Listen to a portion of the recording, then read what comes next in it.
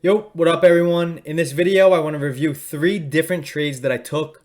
I'm also going to get into some trades that we took in my Discord community, along with some really good lessons on things that I did that we should use as things that we shouldn't do to be successful as a trader and things that we should do to become successful. I'm confident that my winning trades and my losing trades are going to teach you something so you can all take better trades in the future. If you take something out of this video, I would appreciate it if you could just drop a thumbs up. And if you haven't already, I recommend following me on Instagram at Investortrade. I will link this in the description below to follow it. I post daily trading recaps on here, along with very good trading tips and tricks that I guarantee you're not going to find anywhere else. Link is in the description below. It's a good resource that you're missing out if you're not following it. But now, let's get right into this review. First setup I want to go over were QQQ calls. Now this chart looks a little messy right now. We're going to clean that up. But I first want you all to understand this context. Let's go over the pre-market plan. I post these every single day in the Discord of the levels I'm watching out for, potential imbalances, chart patterns, and just overall setups I'm looking to take. First one is NASDAQ. We had a very clean setup on this. We had supply at 16397.75, as you could see up here from the pink box at the top. We also had very strong demand at 16307 and 16293. I said buyers must hold these zones. This was the zone right here that we were opening up right at 16307, 16293. So this is the picture I was looking at as I posted my plan.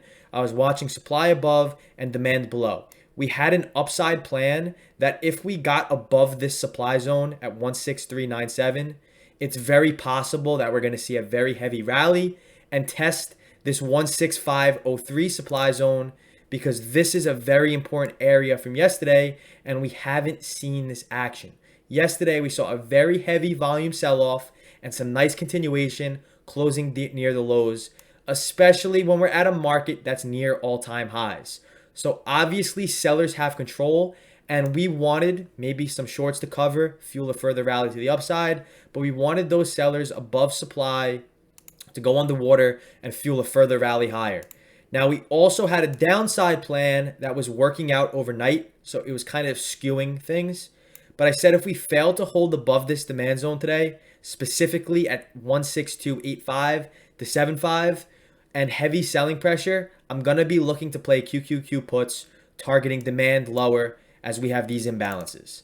So as the market was opening up, we had a first 5-minute candle selling off into demand. Nothing special here. What the key component to any auction is if the market puts in a higher low at supply or higher low at demand or a lower high at supply. In this case, as long as demand got respected and we put in a higher low at it, we were going to see prices to the upside get tested. Now, when those prices to the upside get tested, you want to gauge the strength of buyers to see if there's continuation. And if they are not strong, we are not going to continue higher. So I saw some very strong buying getting played out in the first 15 minutes. I know a bunch of members played this calls off of this demand zone and had a very clean, stress-free, risk-free rally right into side of supply where they took profit. Now, this is where my mistake came into play, and it really wasn't a mistake. I've seen this, I've taken trades very similar to this, seen them work out, but I was watching, like I said, for us to get above pre-market highs, and we could have a very strong rally above that we could rally into. So I saw this, and then the next candle, I saw price consolidate, and we've been seeing this day after day with such a strong market that every single supply zone we test and we do not reject, and buyers find value inside, we usually will see higher prices. Now, the only mistake that I could see on my end that I've reviewed and put in my journal was the action from yesterday. We have not seen this action on NASDAQ with such a large sell-off, with such heavy volume, and especially after making a new high. So yesterday was the first day that sellers really showed initiative into the market, and that's maybe where I could have avoided playing long inside of supply. Instead, I took NQ, I take QQQ calls for those that trade options at 9.51. I got in at $2.15, anticipating a break above, targeting the supply above. Very good risk to reward. I was going to exit below 16380. Very, very tight risk. And honestly, the odds looked in my favor. Heavy buying, some nice buying pressure, and all my volume labels were extremely high compared to the daily averages. So now I'm long in this trade. My stop's in play. And for the past 10 minutes, we're just hanging out. We're consolidating inside, really not doing much. And that's okay because I've seen plays like this where it just rips. But unfortunately, we pulled back. And at 10:01, I stopped out my full position at $1.75. Now, I'm out of this trade.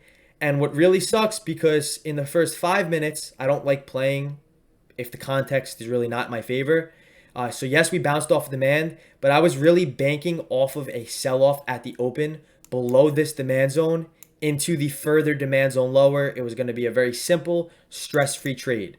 But unfortunately, my emotions got the best of me. I saw the buying up here, and I put risk on the table. It just didn't work out. I'm not upset about it. I've reviewed it in my journal, and I always look to improve from my losing trades.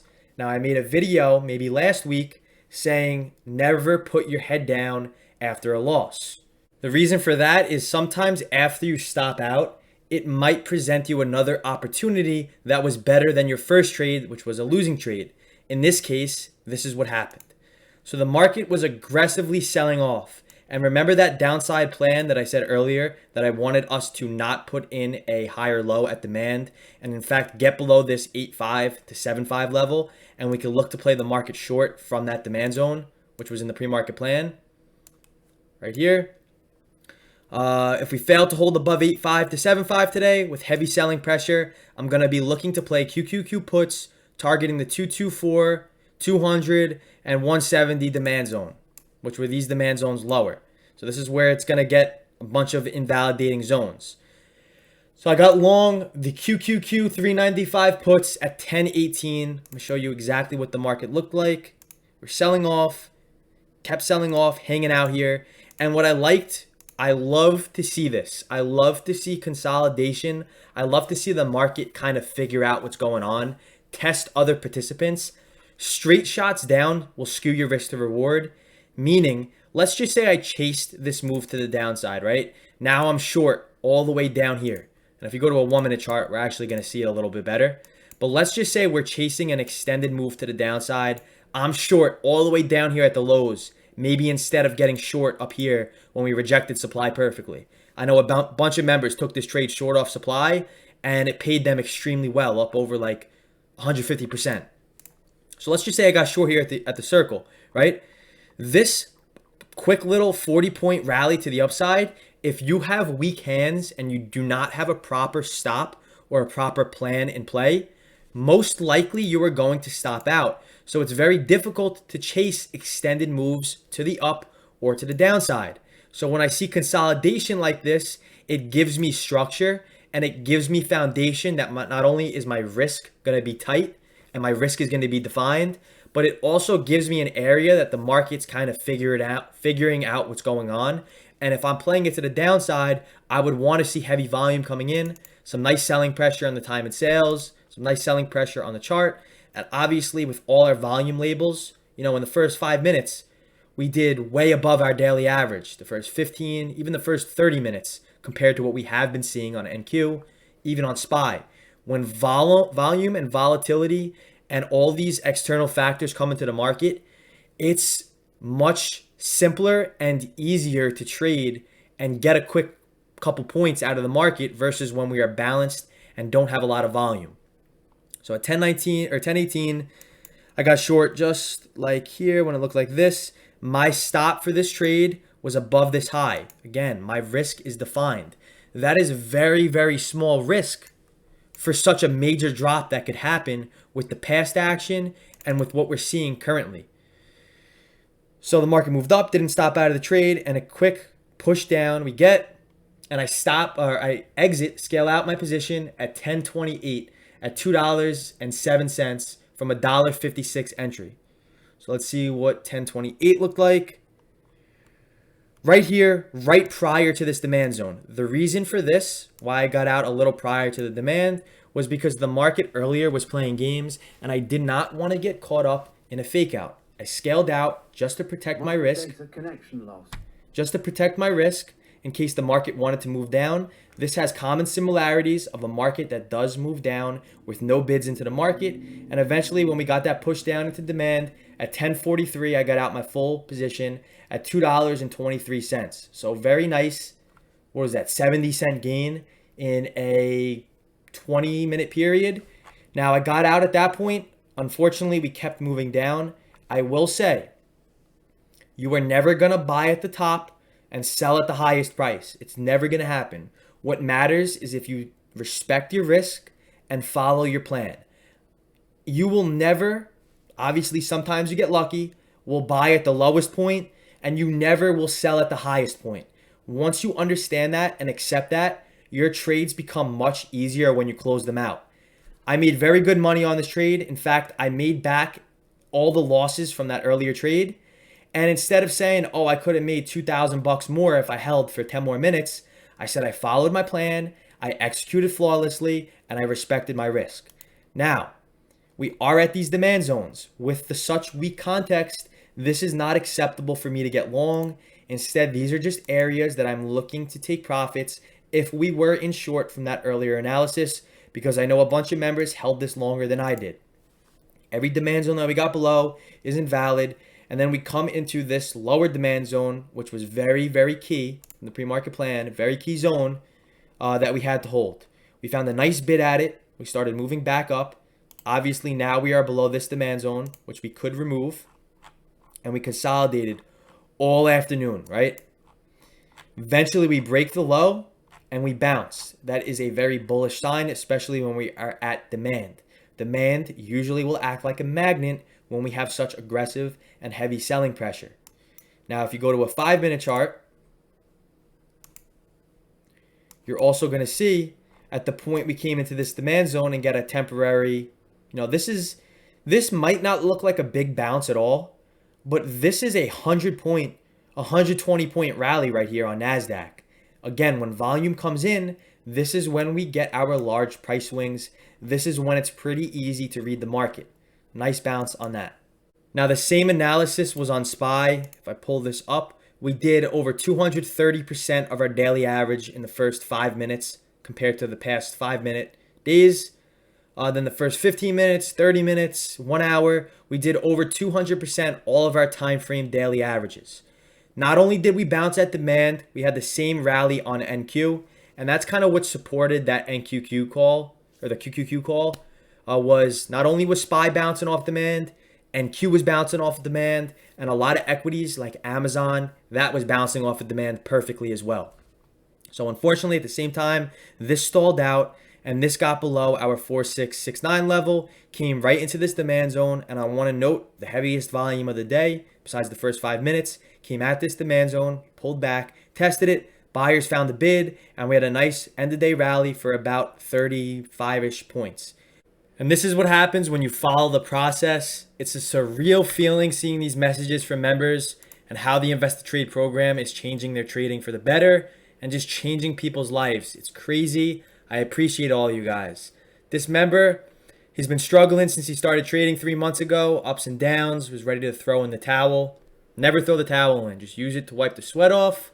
Gave up, started with a 1,000 account, and now he's up 5,000. Just today and yesterday, he made $2,100. For him, that's a minimum wage salary. Happy to be a part of the community. Continues to learn. This member has been killing it. $30,000 profit. SPY scalping. Another member. I'm on a new level with the course. He's already had so much knowledge, but supply and demand is giving him a serious edge. $30,000 profit on Tesla. Another one.